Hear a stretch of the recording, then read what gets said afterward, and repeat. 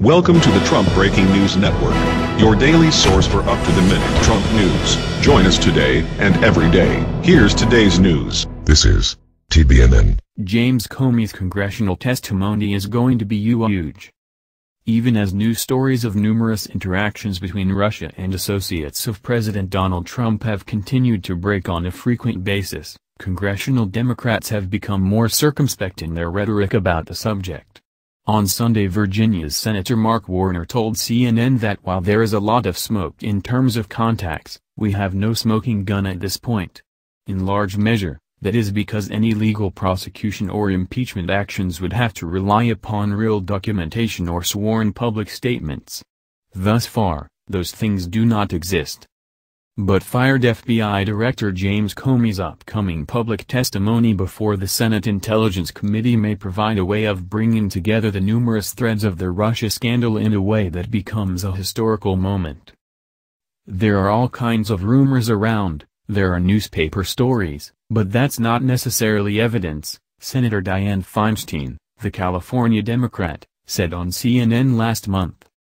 The sheer volume of information involved with tracking the Trump-Russia story and the way that some aspects of it can be easily conflated or misunderstood has also made the story much more difficult for the public to follow. That's why, as Paul Rosenberg wrote on Sunday, this scandal is probably best compared with the Iran-Contra controversy of former President Ronald Reagan than with former President Richard Nixon's Watergate scandal. The complexity of both affairs should give pause to Trump opponents since neither Reagan nor then Vice President George H.W. Bush were ever charged with any sort of criminal behavior. Nonetheless, the Iran-Contra scandal had its share of riveting moments that could have turned into something bigger, one of which was the multiple days of congressional testimony from then Lieutenant Colonel Oliver North, the Reagan administration's National Security Council staffer who was at the center of a scheme to sell weapons to the government of Iran and then transfer the money to a Nicaraguan anti-communist militia. Thus far, Trump-Russia scandal has not had anything remotely as visually gripping as the arrogant North admitting to deceiving Congress or a sweaty and shifty Nixon lying through his teeth on TV. Overwhelmingly, the news that's been broken thus far has been by well-sourced and intrepid print reporters disclosing details that the administration wants kept quiet. The closest to such thing that's happened so far was Trump's May admission during an interview with NBC anchor Lester Holt that he had fired Comey because the agency wouldn't wrap up its inquiry into alleged Russian efforts to interfere in the 2016 presidential election. When I decided to just do it, I said to myself, you know, this Russia thing with Trump and Russia is a made-up story, Trump volunteered to Holt. This Thursday, Comey's congressional may prove pivotal. Or it might not. None of the Senate Intelligence Committee Republicans come close to being in open opposition to the president, and they are almost certain to lean heavily on a June 2 National Review essay by former U.S. Assistant Attorney Andrew C. McCarthy, arguing that there is a great distinction between pressure and obstruction of justice. As part of that argument, Senate GOPers will certainly refer to previous testimony that Comey gave May 3 to a routine congressional oversight hearing, stating that he had not received any pressure from his superiors at the Department of Justice to rein in the Russia investigation.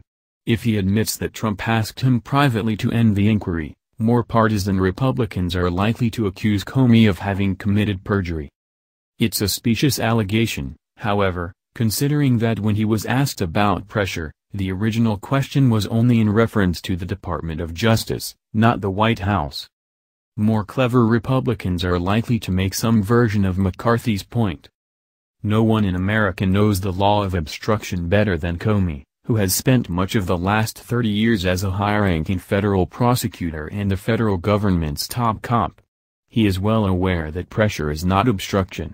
In this instance, moreover, Trump's exertion of pressure was relatively mild. He did not deny Comey the freedom to exercise his own judgment. The president expressed hope that Comey's judgment would be exercised in Flynn's favor.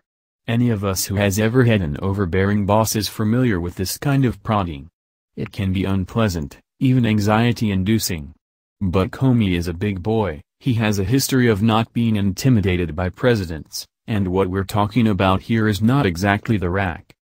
This is no doubt why Comey did not resign, and did not report to the Justice Department, his FBI staff, or Congress, that he had witnessed, indeed, been the victim in a sense, of an obstruction of an FBI investigation. Let's stipulate that Comey has an outsized conception of what an FBI director's degree of independence from his political superiors should be. He may therefore be convinced that Trump's browbeating on Flynn's behalf was terribly inappropriate.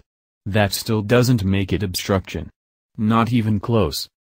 Democrats, meanwhile, will likely focus on the private conversations that the fired FBI director had with the president about Russia, as well as chats he may have had with other administration officials.